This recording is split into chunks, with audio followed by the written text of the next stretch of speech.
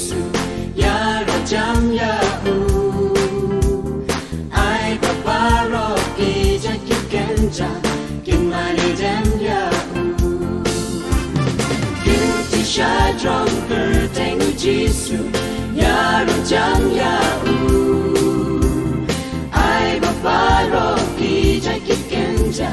kin mani jam ya u na jing tep ulami pat molupang ulapendep ya bon sentang mapenjoy ulajok ya jaya ang danbor malaban bat ya ukris hakajing tep uchem sna kaya kerja jauh nyata.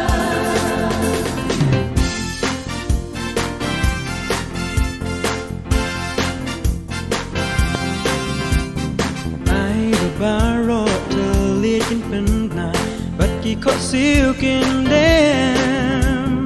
ya ro ya u ba jong tam e you Christus him ki bneng